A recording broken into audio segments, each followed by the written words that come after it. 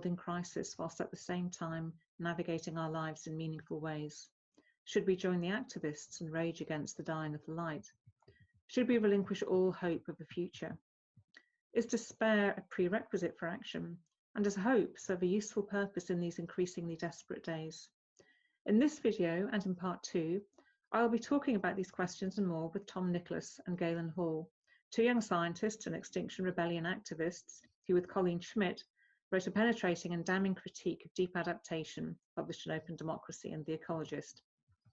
Now, the idea of deep adaptation caused something of a stir 2 years ago because it asserted that we face inevitable near-term societal collapse and that we need to prepare for civil unrest, lawlessness, and a breakdown in normal life.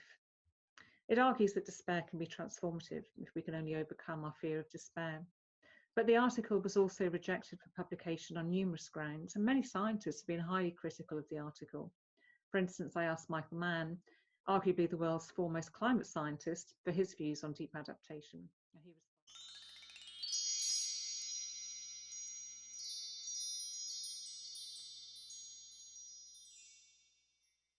But at this point, I'd just like to remind people watching that you're both, and Colleen Schmidt, who's your co-author who wasn't able to be here today, are very career young, and it's vital, I feel, that the scientific community supports and in fact celebrates young talent, particularly when you have the courage to step up and to tackle a challenging issue as constructively and meticulously as you have done. And I feel that some people out there could learn quite a lot from the way in which you've engaged with this topic. And I think your conduct in terms of dealing with the criticism of all kinds that's been levied at you.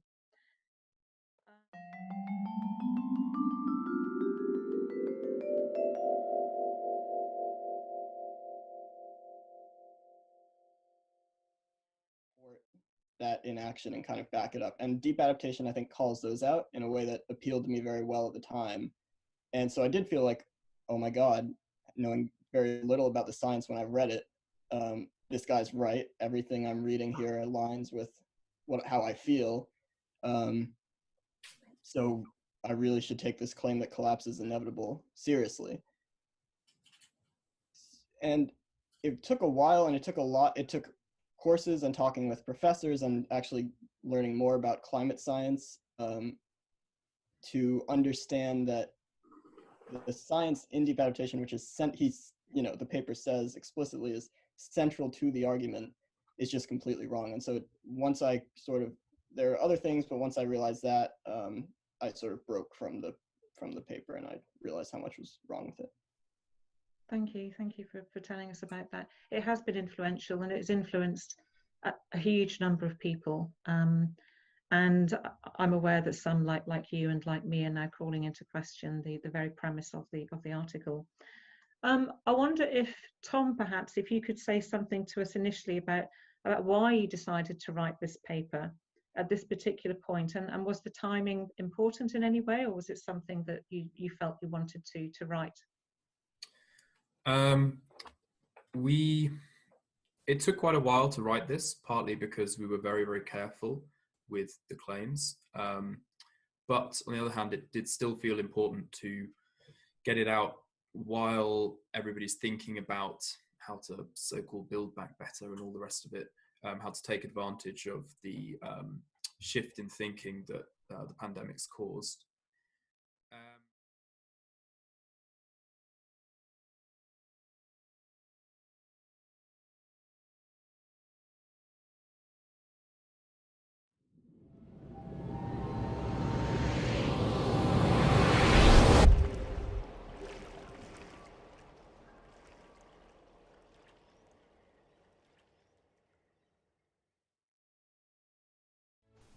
Good evening and welcome to Environmental Coffee House. Hi, Jen.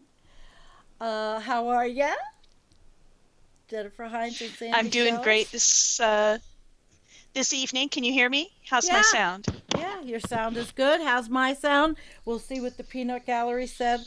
I was sharing on Facebook, and it's good to see everybody. And Matt said the words are too small to be read on the video. Well, the words that were in part of the video really weren't meant to be read. It was just to listen to what was said about the topic we're going to talk about tonight, and that is, well, we have many. I'm going to let Jennifer probably go over that. Where's my Google? The articles. Well, I got to find them. Mm-hmm. All right. I hope I didn't lose it. Somehow it's not showing up. Oh, they're here. Yay. I got all nervous. So, hi everyone. I'm sorry. We, to get everything done, it's a lot to hustle up together. So, I put up this little saying on our screen, and it says, "My favorite conspiracy theory is that everything is going to be okay." I got that. I got it from Jim McHenry. Well, he wants me to pull my mic towards me. Okay, all right. I didn't have a time. I've asked everybody for help with this mic, and I'll play the other video at the end. But anyway, listen, we're just going to talk tonight about a controversy in our genre. And we're going to give you information. We're going to we've prepared information for you so you can understand for yourselves what's going on and make your own decision. There's quite a bit we're going to talk about tonight, and Jen's going to go over a little bit of a synopsis of the articles and why we're doing what we're doing. We know these people that we're talking about, and we're all in this same genre, and it's very interesting. Yes. Yeah. Well, it's a lot of information to take on board, and everybody's going to have their own response to it. And there's a little bit of a kerfuffle going on in the community right now, and that's what we're going to talk about. Most of us know Jem Bendell and Deep Adaptation, and most of us know Extinction Rebellion. So there's been a little bit of kickback by the community, in particular through a rag named Scientist Warning. This is actually something that Stuart Scott had started a couple of years back, and then I believe that Allison Green has taken over Scientist Warning now. Right. So they're having quite a discussion mostly about deep adaptation. So our first article that we're just going to allude to, and all the links are going to be in the show notes. So please, have a good read. They already are. These are highly digestible articles, and they're very long, so we're not going to read them.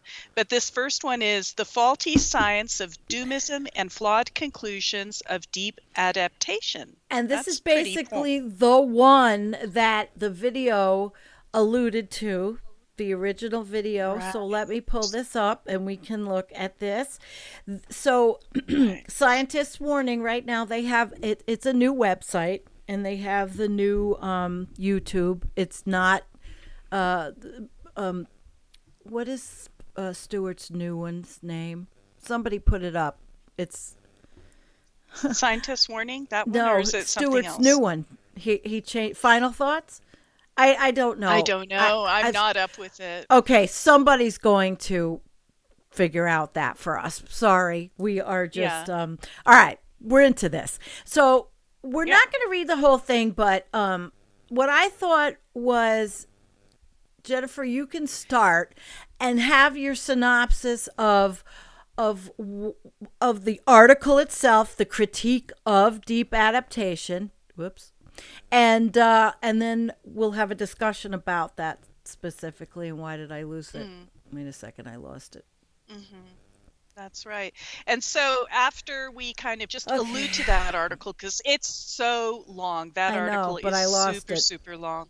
Somehow you lost it. Well, yeah, I'll get it back up. You start reading it, and I'll get it back up. No, I'm gonna tell people where we're going first before we launch into this thing, because otherwise we'll all get lost. Okay, because now I have to find it. So then Jem Bendell does a rebuttal, and he says, reviewing the essay critiquing deep adaptation in open democracy, and this was on July 14th. And then another one, Debunked, the Methane Monster, also in Scientists Warning. And a lot of you who've been following this for some time, you'll know that this is a thing that has been coming up, like in the Yale Climate Connections. Was that it, Sandy? When they did that a couple years ago? Yeah. But then we're actually going to dive into the science itself. And we're going to take a look at the Siberian Times, just doing a search on methane emissions. You can see how many things have happened. Then we're going to talk about Zach Laib's latest graphs. And Sam Carana's methane maps, if that's what you want to call them, then something, and we'll see if we get through all this, guys. It's so much to get through, but we'll see. And then there's something from nature.com, global methane levels soar to record high, and an abstract of some flavor, the global methane budget. That's pretty dry, but pretty important. Global methane emissions reach a record high, and I think that's pretty much it. Did I get it more or less, Sandy? You did. I'm just making sure the technical stuff is good, because that's always my great anxiety. Yeah. And tonight, I have to say, I was trying to mail you that video, and it asked me, I had to re-sign into Gmail, and I had to figure out which email address. It was like, what? This week has been technical from hell. But I'm rolling with the punches, guys. I'm just rolling with the punches. Yeah. And Sandy, I kind of want you to help me out here too with the scientist warning. We're about to dive into our first article. Yeah. The faulty science, doomism, and flawed conclusions of deep adaptation. And they have mostly a problem with the science. They think that the scientific conclusions are incorrect, basically, that we are not, I mean, in a nutshell, their main thing is we are not on an exponential rise, that climate is not breaking apart exponentially, that civilization is not breaking apart exponentially, that basically all this stuff that we've been talking about and diving into the science basically is not happening. And I'm goddamn relieved. Aren't you relieved? Am I relieved? I'm relieved. Yeah, aren't you relieved it's not really happening? I mean, I I don't know if I would go that far. I think that they're young and they know what's happening, but they feel that it's almost the same thing as Jeff Gibbs' movie. And like it's saying, okay, this is damaging our movement, our climate movement. That's the problem. And the younger folks feel that way. And he does, and they do a critique, and it's done well. I mean, I can't say they didn't put their work into it. One of the gentlemen is a PhD student. So I don't know if I'm playing good cop, bad cop. I'm just actually looking at why they wrote it. Why they felt that deep adaptation's premise is that near-term societal collapse due to climate change is inevitable. And while you and I, Jennifer, we feel it's not inevitable. We know from what we have studied and the scientists we followed that we can't keep going on the way we're going on. And I think the hope for the younger scientists is that, okay, they know we can't keep going on like we're going on. So perhaps they're looking for the techno fixes. They're looking for the changes. And what can we say other than present all this to our audience, right? Yeah. Well, the only thing that I'm sorry that I just really have to say, It's if you go to Yes. Scientists Warning on YouTube and you look for the most recent videos there, right? There's like two that Allison Green has done with these two guys, and they are so well spoken, and they are, well put together, thoughtful, perfect demeanor. But I just did not understand how they they they reached such different conclusions, especially when it came to societal collapse and the climate science. They basically said that, and by the way, Jem Bendell did not, create this climate science. He just, kind of used it as part of a foundation for his movement, his philosophy, whatever you want to call, deep adaptation. I think it's helped a lot of people. Their point too was like, it doesn't really help a lot of people. Like both of them had been in deep adaptation, and they both kind of came away troubled, I would say. Would you agree with that? Yes. Yes. Yes. And they didn't think that it was necessarily good to look at all this, and they thought that whatever, and I'm sorry, I'm not a deep adaptation person, so I don't know all the lingo and the culture of deep adaptation, but they somehow felt that looking at all this and going through the different grief rituals and things like that that might be available to you if you are associated with that whole movement, they came away feeling worse. And that was kind of their whole thing. If it doesn't feel good, why should we do it? I kind of was feeling like that a little bit. Okay. Did you? I'm validating you right there. It might be a different generational thing. It might be fear. But yeah, I think you're right. Yeah, I do. I do. But yet, I guess because I've got a Dawn who's 31, I think of her in that way, and I think, what would she, which side of the coin, even though we're on the same side of the coin,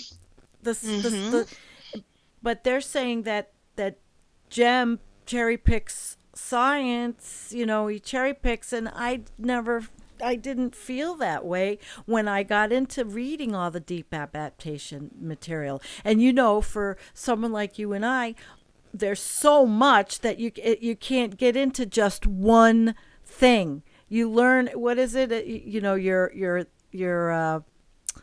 Oh, come on.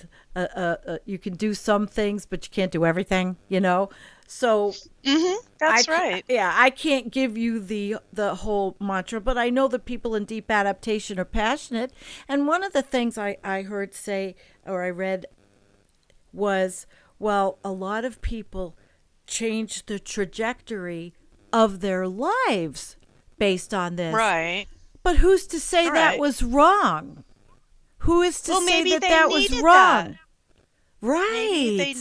Maybe it gave them a sense of direction and depth and who knows what, so they had to change their lives. Not the first time somebody's ever had to change their life. I mean, hopefully it wasn't a horrible thing, but right. I changed my life. Yeah.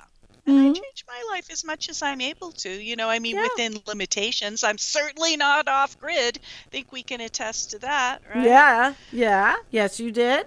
But I do have solar panels, and those are controversial too. But that was just a personal choice I made, and it was really kind of like a sort of like a penance thing, right, guys? I mean, any of you guys, I don't know if you know that concept or that feeling, but I felt like I had lived such a high carbon lifestyle that the least I could do was turn this one little tiny speck of reality called my house into something that was basically from an electrical point. But that was a personal decision, right?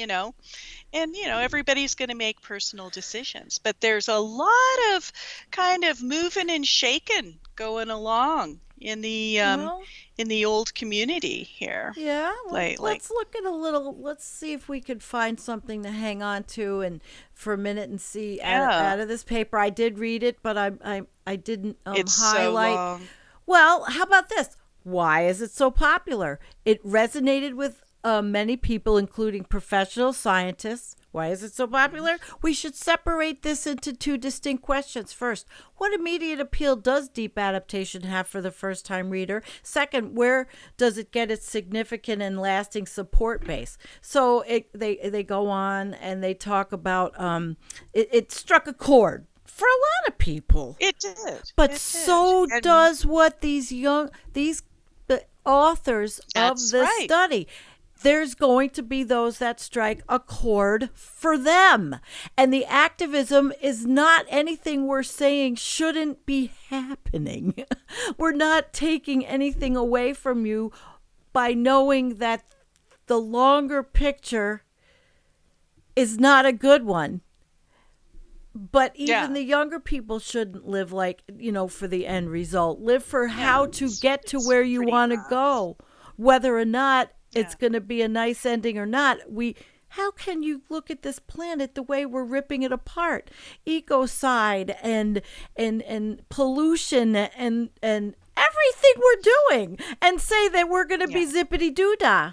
But then do you take that away from an 18 to 20-year-old undergrad or a PhD student? And these guys are really young. Like, put those videos in the show notes if you have a moment. I The did. ones that you sent to me. You got those guys Oh yeah, in everything's there? in Okay, there. I put all the good. videos in there. Mm-hmm. Good, I did. good. It's really interesting to watch. And I like drink climate data. I Yeah, love I know you climate do. science.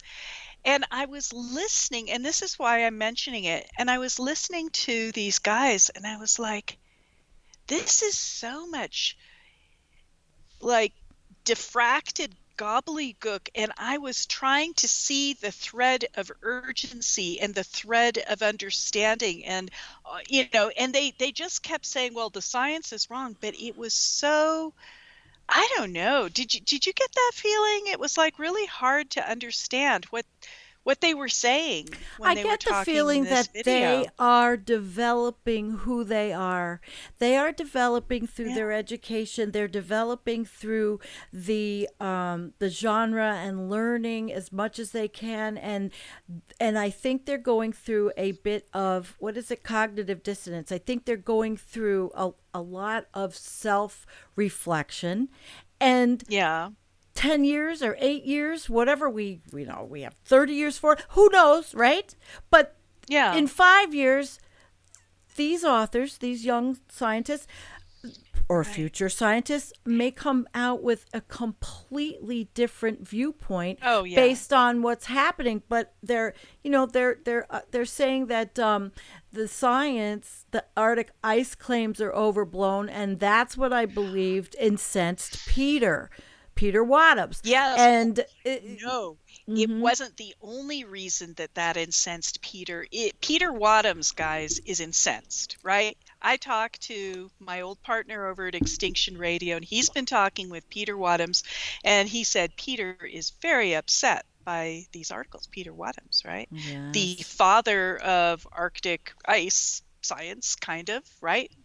Well known and renowned. Yeah, And not a fly by a night, bunch- not a conspiracy theorist.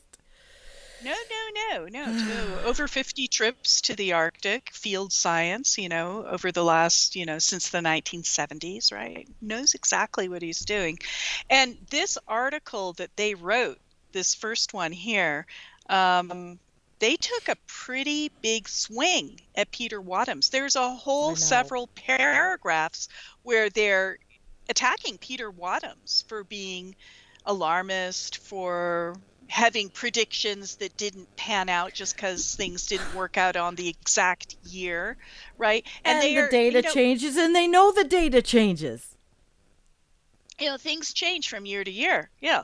The thing to note in climate science is the trend, right? look at the trend, look at the graphs, watch how things are progressing so quickly year after year, and then you'll understand, oh, Peter Wadhams, I mean, he really kind of sets the record straight. And Paul Beckwith too. I mean, I follow Paul Beckwith a lot because he's just so informative and so great, and he's being so humorous these days with his kitty cat. What's his cat's name? Shackleton, right? Yes, that one that he wraps it around his neck these days. I mean, it's really hysterical. It's so funny. But, so this is kind of like, I have to confess, I got a little bit kind of frustrated, but that is maybe just an indication of where I'm at, and that maybe I'm kind of attached to the science. But for me, science is reality. I mean, that is kind of like, this is what's happening, right? I'm not arguing with you. I'm not. Yeah. And sometimes maybe it is a little devil advocate-y because no, I have a 31-year-old and I'm looking at the perspective of somebody who is saying, oh my God, all these older people are such doomers and they've lived and ruined it for us kind of thing. And I've had comments from younger people, that come back to me and say, hey, you passed the buck. And so I guess I have a bit of a more a feeling, compassionate, right. Empathy for what they're feeling. That's all. And I that's don't, true. But I'm not in agreement with it because I too follow who we follow, and I'm not in a cult. And I felt like we were being called cultists or almost I felt like it's the easiest thing to say, right? Well, but it's not like, necessarily cultists. Well, you guys are all doomers and you're all basically in a cult and but brainwashed. I mean, also it's like a climate cop-out. change, like climate deniers. And I have really looked at myself and my attitudes and examined so I wouldn't come off like that kind of with that rhetoric. Right. That's why I like to, what are we reporting even in balance? Yes, tonight we are opinionating and we have every right to. We have been doing this for a while. So, I guess the article's long, but I think that I hope you all read it. And they do go into some of the science. They do also very much want to follow the IPCC, even though I do believe that that they said, well, maybe there's problems, but there's problems with every body of science. Oh, yeah. But there is, and here's where they went through Wadhams and the predictions. So everybody, and then the methane lates, but we're gonna go to that methane article. But first, Jennifer, instead of going through all of this, I want to go to the next one, because what the next one was, and let's see if you guys can see the one with from Jem Bendell. Yes, see Jem. I don't know. Maybe this was somebody. I think. And it's important to note, too, that Jem Bendell did this rebuttal July 27th. Context from Professor Jem Bendell, who's basically the head of Deep Adaptation, right, guys? Mm-hmm. And it was July 27th. 2020. So that's just like a couple days ago. This is very, very current. This is happening right now in the community. In his defense, he said it's a live document for people to comment on the text, and it's a living document. It's not just one document and then it's not updated. And there's a second edition, and it will be sent to the authors of the critical essay. To those authors state Deep Adaptation brings up so many spurious claims that it would be a massive undertaking to refute them all, as neither the anticipation of collapse or the discussion about how to adapt will disappear from public discourse. This undertaking may be useful for someone to do. Perhaps the authors, as they have a head start because they're researching it. But it's like, why shouldn't we prepare for something? We should all be prepared at all times. We were not prepared for the pandemic, were we? No. And And I really feel that Jem Bendell, with his Deep Adaptation, is offering a very, very timely service that is much, much needed, because so many hundreds and hundreds and hundreds of people every single day are waking up to the reality and the severity of the climate change clusterfuck that is us, right? And they Yeah. need a way to deal with it. And they are stricken. It's not that deep adaptation causes grief. Mm-hmm. Deep adaptation gives somebody a structure to start to deal with this overwhelming, how can this be, grief, madness, all these different emotions. At least it gives you a community to start to deal with these things, in hopefully a constructive way. Now, to Like blame Michael Dowd deep too, he adaptation, gives that. right, and then to blame Deep Adaptation, which I think is a worthy organization, because you don't feel good, after going through the process. I mean, I guess it depends what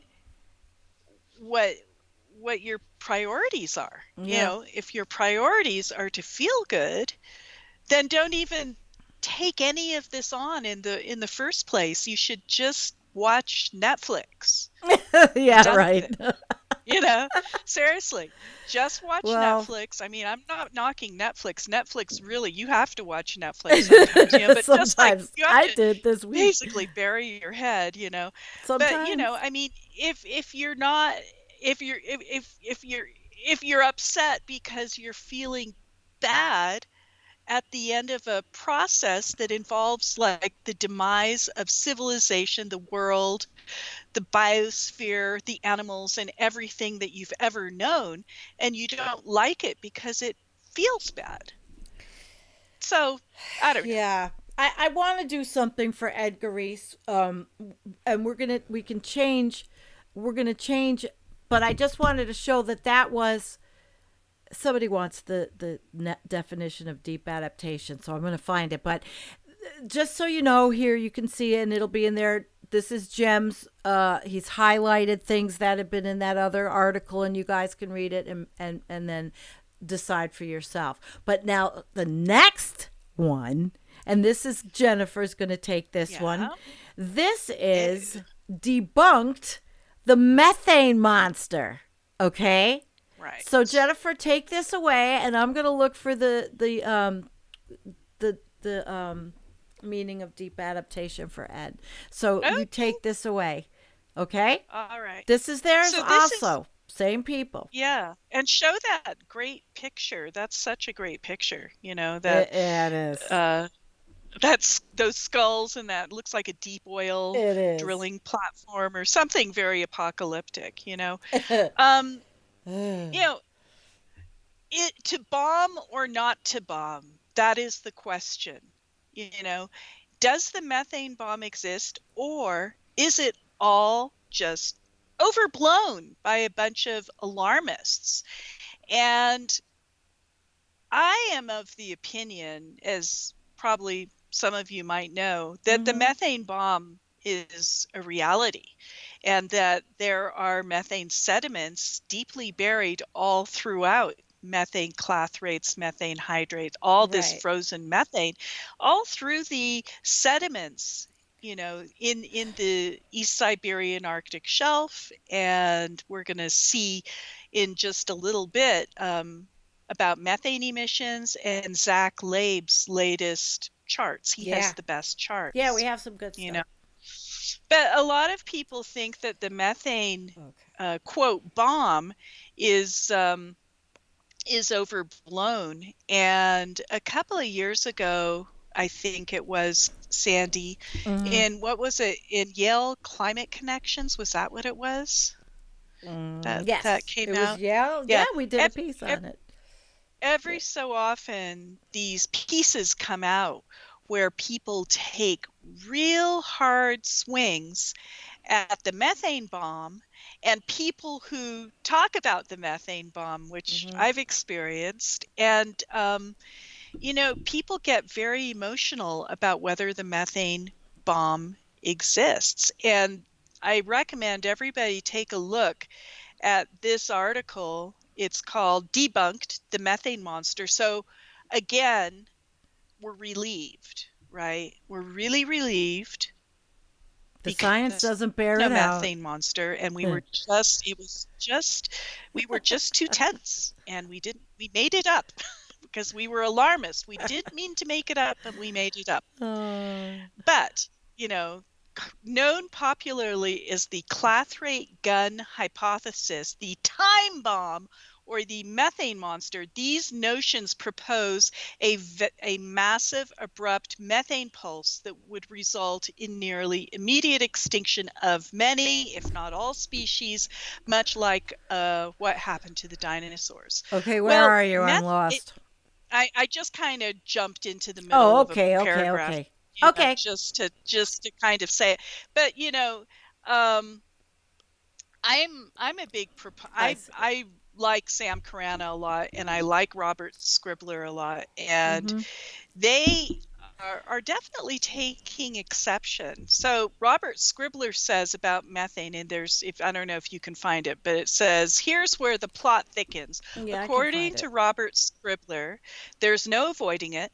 Climate change is a controversial subject, a threat that should unify us all, but due to reticence, denial, fear, and a basic lack of understanding, it is instead often quite divisive. But among the subjects that stand out as real fodder for acidic controversy, that's really bad controversy, the issue of methane feedbacks from the global climate system, the oceans, thawing permafrost, and especially the Arctic, is one of the worst. Right. There's a noted tendency to either downplay or overplay the risk. Though this polarization is likely fed by the general mysteriousness and complexity of the subject, its potential existential nature also feeds into the heat that methane feedback related discussion tend to draw. So there is a lot of heat around methane feedback discussions. Just in their very nature, people get wound up about it.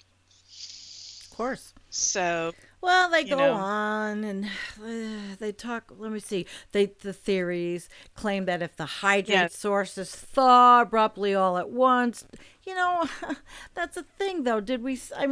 Okay. But then, you can't walk the thing around is, like that. There's science, like when I was watching the videos of those two guys and Allison, well-spoken, young, wonderful people, right? Those two guys. And Allison Green is incredibly well-spoken, and what a presence she is. And she's a psychologist. Absolutely. Yeah, she's very well put together and presents all of this very, very well. But, these topics just tend to get people, their panties get in a bunch. What can you say? It is so true. Yeah. Panties in a bunch. Yeah. Well. Panties in a bunch. Yeah, they really do go through. They go through a lot of the. Let me see if and they talk about the methane bomb scenario, got a further boost, blah, blah, blah, because of the New York Magazine article. That's and right. Paul Beckett gets a nod too. Well, Paul's now going over the whole methane thing, but Paul explains everything. We're going to talk about the Nature Journal, so we won't jump ahead. Yeah, absolutely. But as many climate scientists like Paul Beckwith are fond of saying, what happens in the Arctic does not stay in the Arctic. We know this. This is an interconnected and complex system that science is constantly attempting to play catch up with, and the data constantly emerging and reshaping our knowledge of what we're actually seeing. And when we start to really look at what is happening in the Arctic, because this whole controversy is around the Arctic, and there's a lot of controversy. Will the methane clathrate gun only fire blanks? Well, that would be nice if it did that. Sandy, do you want to take a look at the Siberian Times Yeah. and all the returns that you got? Talk about that. Okay, so here we had the article here from Scientists Warning Debunked the Methane Monster, and all of the information that they went through about the the clathrate gun hypothesis and all. And so the thing was, okay, it was well written. I won't. They talked about Carolyn Ruppel. They basically repeated the Yale Yale. They used the same Carolyn Ruppel, the whole same thing. But I'm going to show you something that after this I thought was interesting, because the Siberian Times. Yeah, you can see it. Okay, and they're in Siberia. Yeah, but over time, if you look under the Siberian Times, under methane emission, they had 11 articles in several years. So obviously, if they're called Bubble Trouble for East Siberian Arctic Shelf, Arctic methane gas emission significantly increased since 2014. Major new research: leaking pingos can explode under the sea in the Arctic as well on the land. Discovered 200 plus Arctic lakes with bubble like jacuzzis from seeping methane gas. Jen, we've gone over a lot of these on our shows. We did. But the whole thing here with this is that it's not that we're saying that methane from the permafrost is the biggest thing. We're not saying that. It is one component of a bigger mess. And then that's what the next articles, we have that's the Zach Labe stuff. We'll show that next. Yeah. But we have the justification that there's a lot of different things happening with methane. Oh, well, the Arctic is just changing so rapidly, and that's what I didn't hear in that video with those guys. I didn't hear an understanding and a comprehension that the Arctic is melting before our eyes, and that there are huge, giant consequences globally for this incredible meltdown. Giant consequences. I know. Yeah. And you're right. I mean, what am I going to say? So, Jen, you want to take away what's going on with, I have the Twitter page, and I put up, if everybody can see this, I put up this graph, the latest laptop sea ice. Right. So, you guys, most of you know Zach Labe, incredible climatologist. He has the best graphs in the industry, hands down. And this one that we're looking at right here, this is the Laptev sea ice extent. The Laptev Sea is one of the little seas along in Siberia, kind of nestled in some of those islands in and out. We've got the Kara Sea, we've got the Laptev Sea, we've got the East Siberian Sea. All those seas in there are on this East Siberian shelf. Very, very shallow seas, and basically it's just submerged permafrost, and it's full of biological material. So the only reason I mention that, every year the ice in the Laptev Sea is a little bit less. And look at every 2020. Year. We are falling off a cliff. Look at this thing. It is almost down to zero.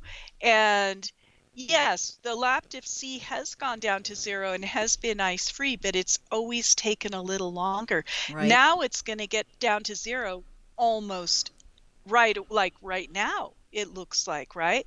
Yeah. And what that means is that shallow sea with 23 hours a day of sunshine pounding on this blue shallow sea full of methane deposits, how can those methane emissions not go off? And the answer is they do go off. And there's been tons and tons of expeditions through the Laptev Sea and the East Siberian Sea. Mostly Russian people do it. You know, Natalia Shikova and Igor Samoletov, they have gone through and they have, you know, mapped out methane fountains, and these methane fountains are like, you know, freaking kilometer wide.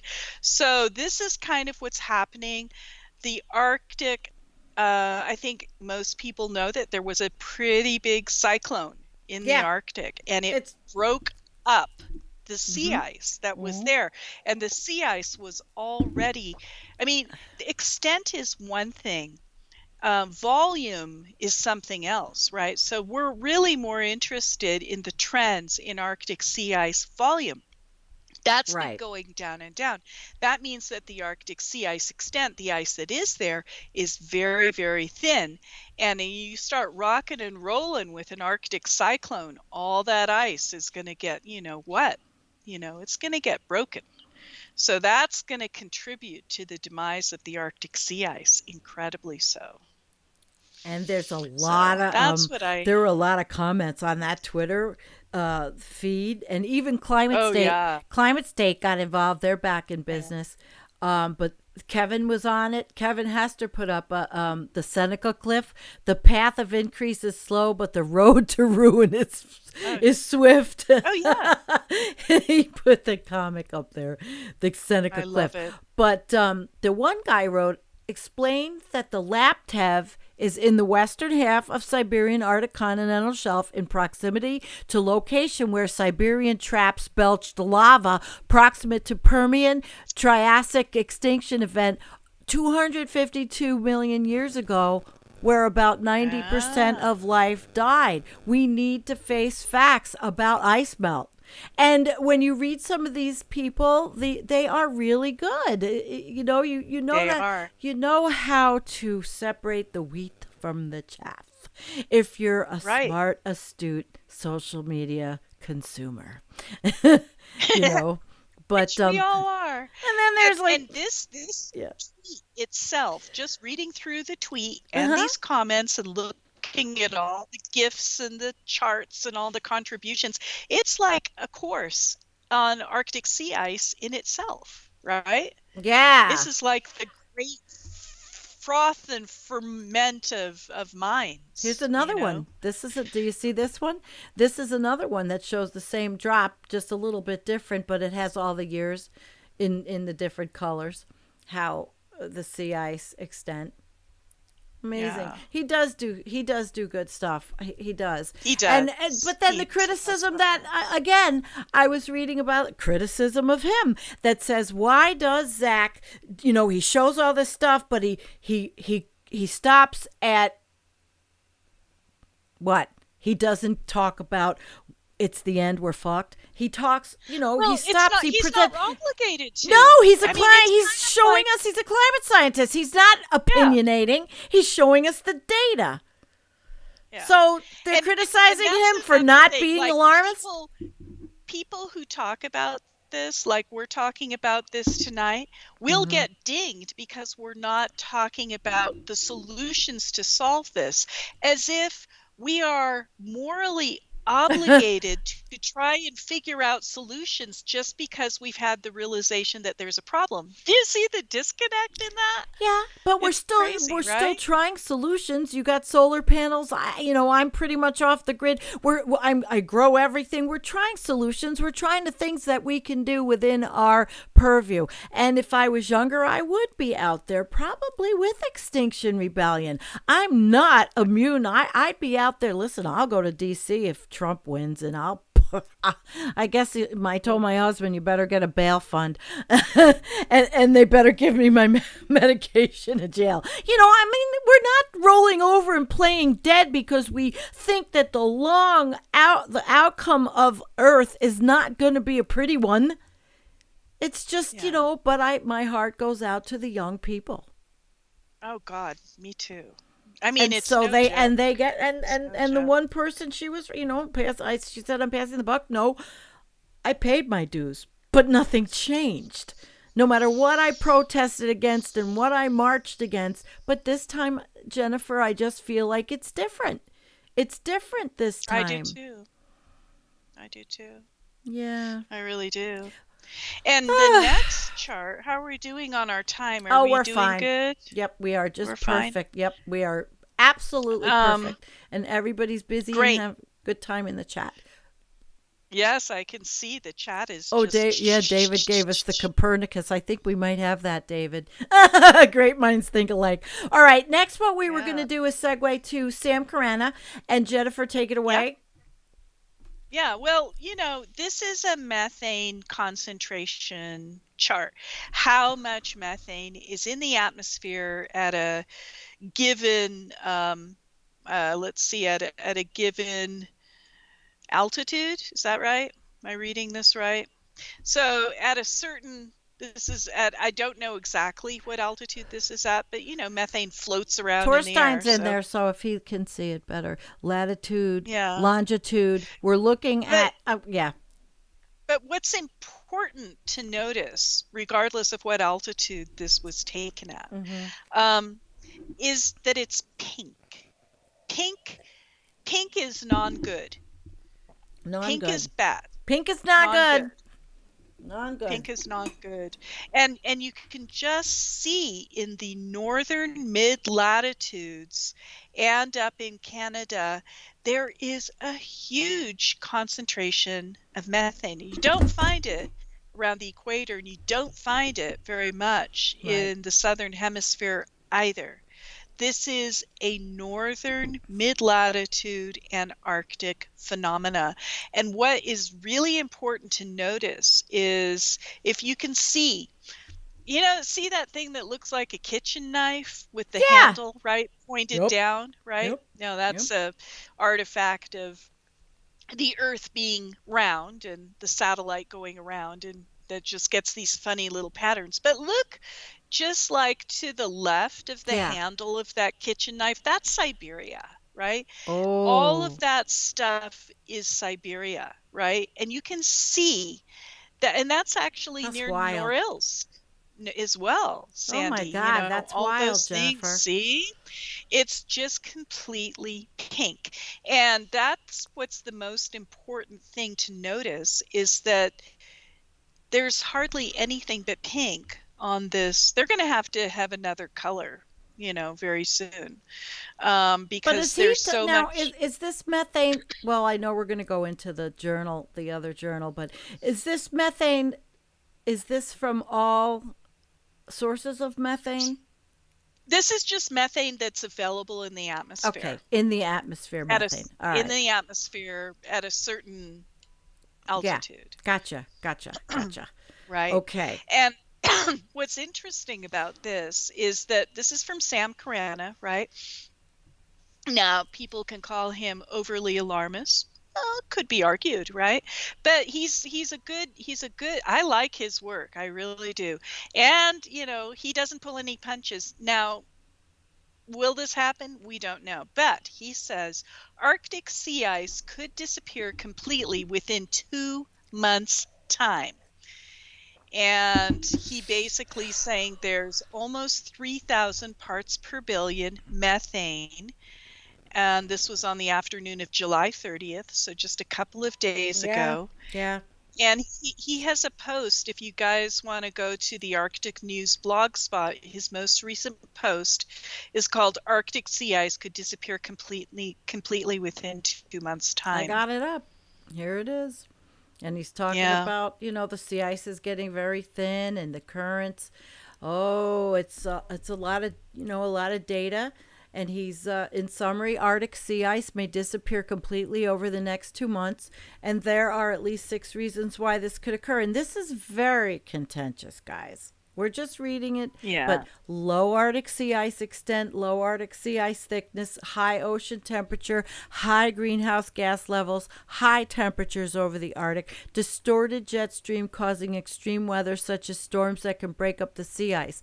Now, Torstein, you're with us, and I know I've been looking at your Torstein's been keeping up with these graphs, and if he wants to comment on this. that would be great. If he wanted to put in something. So you want to move to the journal Nature really quick? Yeah, All absolutely. right. What we did Nature.com. was we put in tonight the global methane level soar. We're not reading this either, but we wanted to show you this is like this week the big thing. This is what Paul Beckwith is doing his stuff on. A lot of people are referencing this because global methane levels are soaring, not just like, that's what I was trying to say before. It's not permafrost. It's a part. They're all parts that make up a whole. It's livestock, cow farts, but Journal Nature, oh, please stop asking me. They go in, they have here the global emissions of methane have risen by nearly 10% over the past 2 decades, resulting in the highest ever atmospheric concentrations of the greenhouse gas. Jennifer, take it away, and Yes. I can either stay here on the Journal of Nature, or I can go to the New York Times version. I hope, if Sure. they didn't kick me out. Let me see. Well, if this is not really very long, so I think Okay. that we might be able to skirt through this one. All right, sure. In 2017, Yeah, we're good. the Let's latest see. year now this is why is 2017 the latest year for which comprehensive data is available for global emissions of methane? I don't understand that. Are we having a data deficit disorder? I really don't understand that. So according to scientists of the Global Carbon Project, which tracks changes in greenhouse gas, annual emissions have increased about 50 million tons from 2000 to 2006, mainly driven by agriculture. So that's the main thing with methane these days, agriculture, and all of the meat industries and the natural gas industry. Those things are so leaky, and basically atmospheric concentrations of the gas 1,875 parts per billion last year are now more than 2.5 times above the pre-industrial levels. So carbon dioxide has gone up like, not quite double. This has gone up. Methane in the same time period has gone up 2.5 times from pre-industrial level. So what's very interesting, this little graph that we have here with the red line in it, it's from 1985 to 2020. You can see it is unrelenting. It is not backing down. There was a tiny little slowdown, it looks like, from 98 to 2007 or something like that. It probably had to do with, well, in 1998, there was a very, very strong El Nino, and it put a lot of, heat into the atmosphere, and then it kind of like pulled back. So for almost a 12-year period, there was sort of a settling. And that's when all the climate deniers were saying, oh, well, global warming is over. It's been debunked. Case closed. You guys are alarmist. And then it just like started taking off again, and it's not backing back down. So it's happening. They say, just a couple of facts about methane. Methane's atmospheric lifetime is around 12 years. It's much shorter than that of carbon dioxide, which lingers for more than a century. I think it's actually more than that. But methane is, per unit, more than 20 times as potent as CO2 as a greenhouse gas. We cover this every show. Am I in the right That place? means that over a 20-year period, the global warming potential of 1 ton of atmospheric methane is similar to that of 85 tons of CO2. Wow. It's just so much more. We're not talking it's twice as, it's 85. Oh my God, it's just crazy. When looking at this impact over 100 years, 1 ton of methane is still equivalent to about 28 tons of CO2 because it oxidizes over, a 100-year period. It gets a lot less strong. But when that thing first comes out, oh my God, all bars off. I mean, Yeah. that is, it's really, really, when it first comes out, it's fierce, Um, about a This, third of the methane comes from wetlands, and agriculture and fossil fuels account for another 20 to 25% of methane. mm-hmm. So right now, the Arctic is not a major source of methane. Right. Last I checked, I think it was between 13 and 17% of the Percent. global Yeah. of the global methane emissions. So the Arctic is like, of a pie chart, the Arctic's like that much. It's not like that But huge, but it will become huge if all those yeah. methane stores that are more than all, it's just boggling how much of it is. It's more than all the petroleum products on Earth. Like 7 times more in methane hydrate in the Arctic, just waiting to come out. And they are like, oh, well, won't really hit the atmosphere. Oh, I beg to differ. It's only about 60 meters deep. So yes, it will hit the atmosphere. And the methane that gets absorbed by the Arctic Ocean, that is that's going to acidify that water, Acidify it.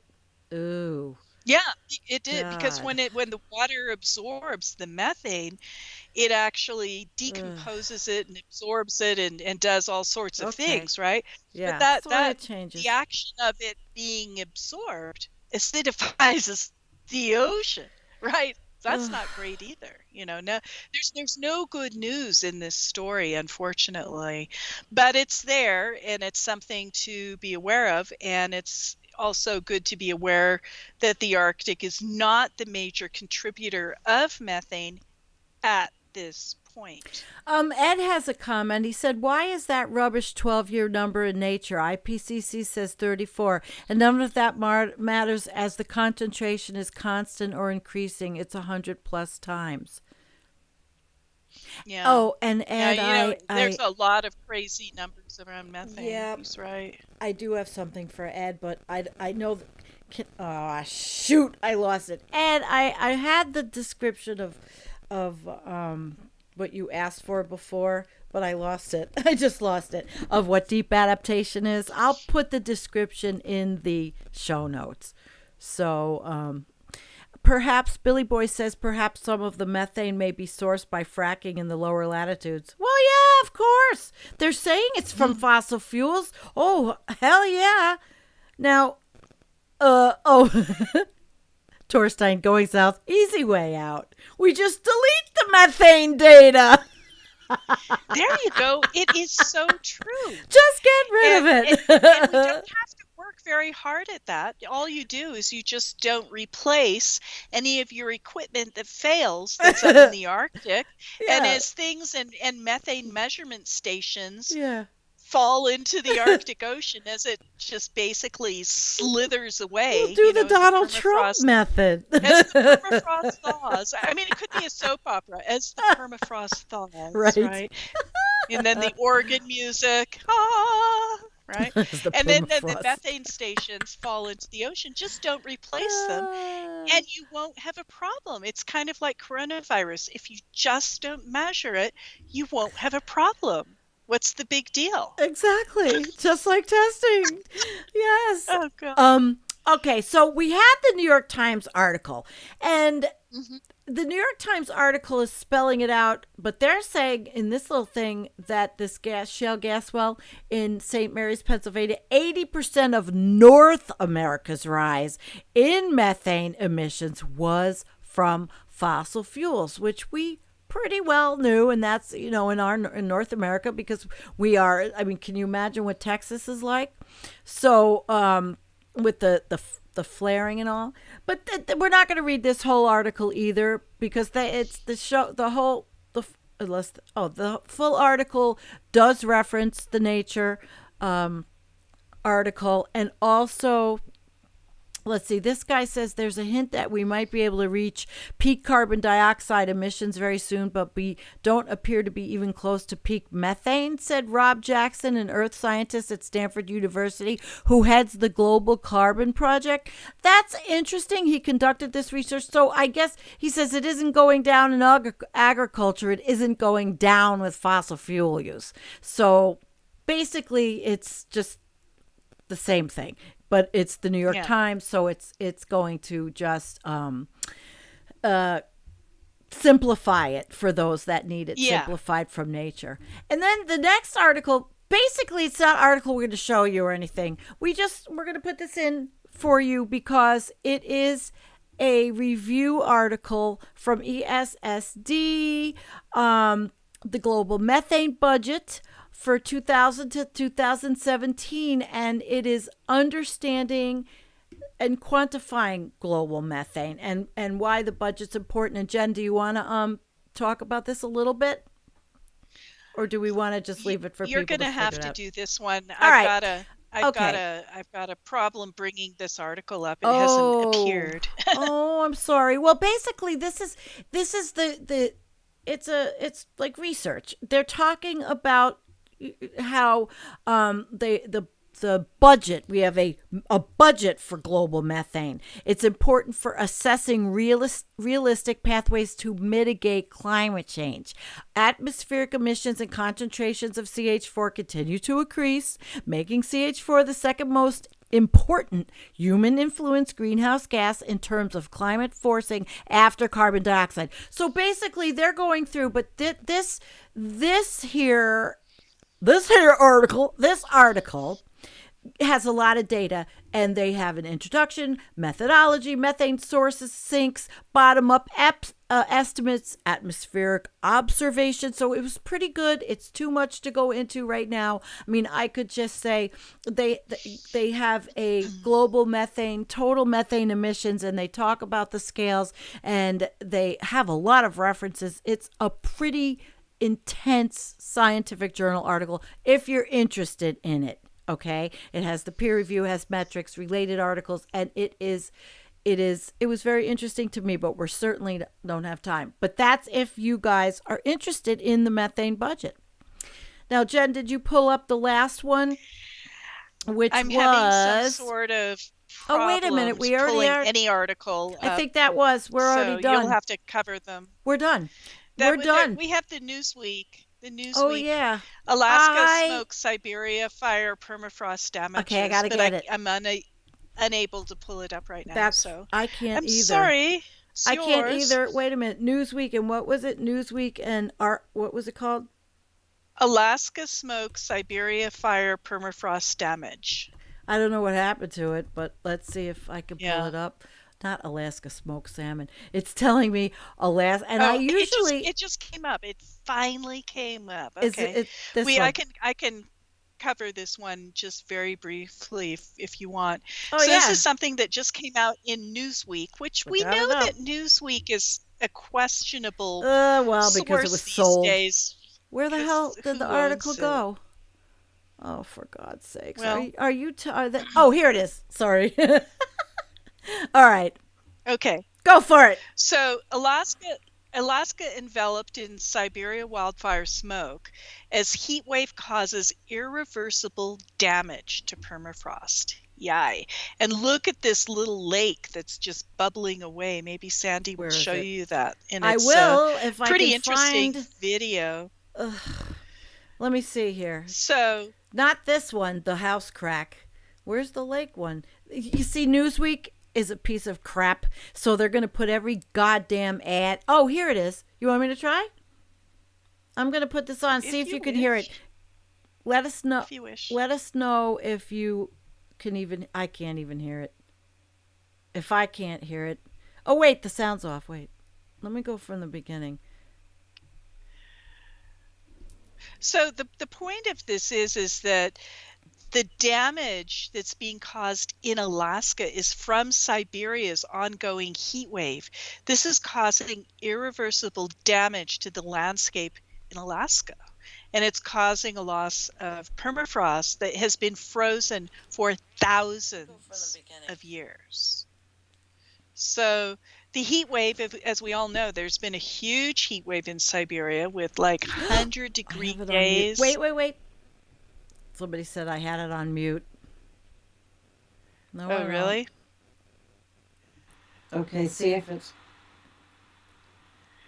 All right. Do you want me to stop talking? I have no idea if they can hear it. I'm waiting to see. I'm just gonna keep talking if That I if can't the hear it. volume's on. Oh, hell with it. Just keep talking. I'm Yeah. not even going to show it. All right, go ahead. No problem. Now, the It's point over. of it is that the smoke from the fires first reached Alaska. This is from Siberia. At the start of July, and since then, a smoky haze is just covering places in Alaska. Most of Alaska is now covered by smoke from the Siberian fires as it wraps around a low pressure system. That's pretty Whoa. amazing. Whoa. Wait a minute. What the heck? I'm turning this off. I had What's to happening? take it off.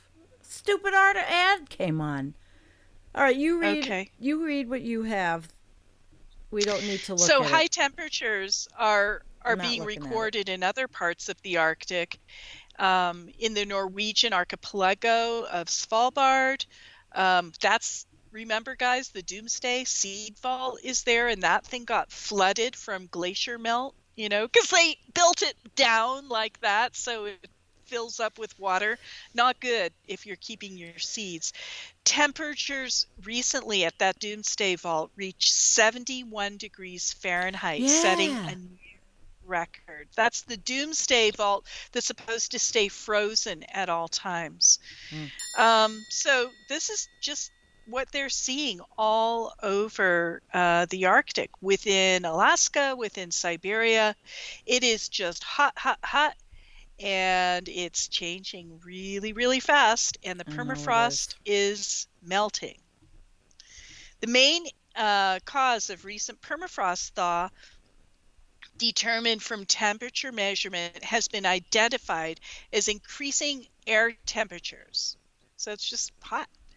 And other factors contribute or even dominate in places. I'm done with this Newsweek article. It is very irritating. It's got too many things that are competing for, space on the page, and it's very slow, and I don't want to read it anymore. No, we're pretty well done for the night. I Yeah. think we've covered quite a bit. I've got our little closing we should music mention, on. and I know that she's here with us today. Oh, We should mention we're gonna have a special guest on Environmental Coffee House. Yeah. And who is it, Sandy? Debo Zarko! Deb Sarko is going to be on Environmental Yeah. Coffee House, coming your way soon. We'll see if we are she's hoping. interested in being on with us next Sunday, but I we'll hope hook so. up with Deb, and she'll be coming your way soon. I know Oh. that many of you just love Deb Zarko. What's not to love? She's awesome. We are really. I didn't know she was with us because I don't know what her name is on YouTube. She's with us. I sent her the link, and she did. She joined in. I as am a silent absolutely observer. thrilled. Well, thank you all. This was a really enjoyable show to do. We hope we didn't, cause too much condescension in the doomosphere. But Oh. what are you gonna do? Thank you all. It's a process. We all are going through a process. Tanya says Every we're- family has its problems. Aw, Right? well, we really, let's see, we'll give a couple of shouts out to Kent and Kim and Jim McHenry and Tanya McHenry and Billy Boy and Hoople's Cat. Don't forget to go to his channel. He's got a fantastic channel, Hoople's Cat. I watch your videos as much as I can. Going South, he's got all the things that he's got going, man. It's got the Green Pill TV. Edgar Reese, if you email me, I will send you or I'll put it in the comments what Deep Adaptation is, the whole thing. And thank you for coming, Boiled Rope Lamppost, David Alcock, Groot, and everyone. Thank you, Poppy Davis. Thank you, thank you, thank you. Somebody had sent a very long, oh, Heidi, okay. She just shared it out to groups. All right. Well, we're leaving. But thank you so much. Jennifer, peace out. Yes. Should I play the video at the Peace. end too? Should I play the video I made at the end, or just let them? Yeah, go ahead. I think it's interesting. It kind of sums a lot of stuff up. All right, so those of you that missed the video, we'll play that for you to end. Peace out, guys. Until Tuesday for me, and Thursday, and then Sunday with Jennifer and Debo Zarko. Good night. Okay. Night, night. We know that we are in a climate emergency, but does science really suggest that the collapse of civilization is imminent? How are we to make sense of the unfolding crisis whilst at the same time navigating our lives in meaningful ways? Should we join the activists and rage against the dying of the light? Should we relinquish all hope of a future? Is despair a prerequisite for action? And does hope serve a useful purpose in these increasingly desperate days? In this video and in part 2, I'll be talking about these questions and more with Tom Nicholas and Galen Hall, two young scientists and Extinction Rebellion activists who, with Colleen Schmidt, wrote a penetrating and damning critique of Deep Adaptation, published in Open Democracy and The Ecologist. Now, the idea of deep adaptation caused something of a stir 2 years ago because it asserted that we face inevitable near-term societal collapse and that we need to prepare for civil unrest, lawlessness, and a breakdown in normal life. It argues that despair can be transformative if we can only overcome our fear of despair. But the article was also rejected for publication on numerous grounds, and many scientists have been highly critical of the article. For instance, I asked Michael Mann, arguably the world's foremost climate scientist, for his views on deep adaptation.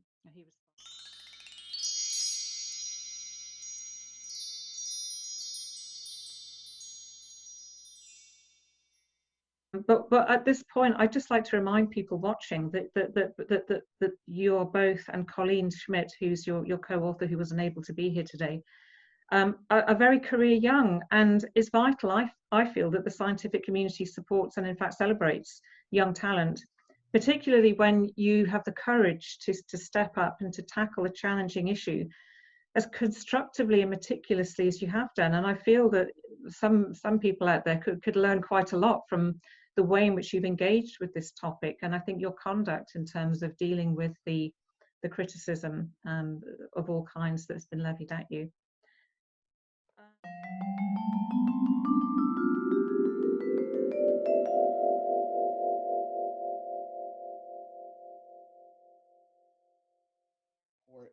That in action and kind of back it up. And deep adaptation, I think, calls those out in a way that appealed to me very well at the time. And so I did feel like, oh my God, knowing very little about the science when I read it, this guy's right. Everything I'm reading here aligns with how I feel. So I really should take this claim that collapse is inevitable seriously. And it took a while, and it took a lot. It took courses and talking with professors and actually learning more about climate science to understand that the science in deep adaptation, which is the paper says explicitly is central to the argument, is just completely wrong. And so once I there are other things, but once I realized that, I sort of broke from the paper, and I realized how much was wrong with it. Thank you for telling us about that. It has been influential, and it's influenced a huge number of people. And I'm aware that some, like you and like me, are now calling into question the very premise of the article.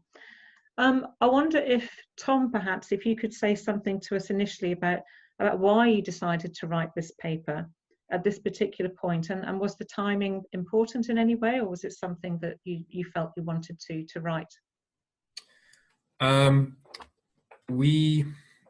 It took quite a while to write this, partly because we were very, very careful with the claims. But on the other hand, it did still feel important to get it out while everybody's thinking about how to so-called build back better and all the rest of it, how to take advantage of the shift in thinking that the pandemic's caused.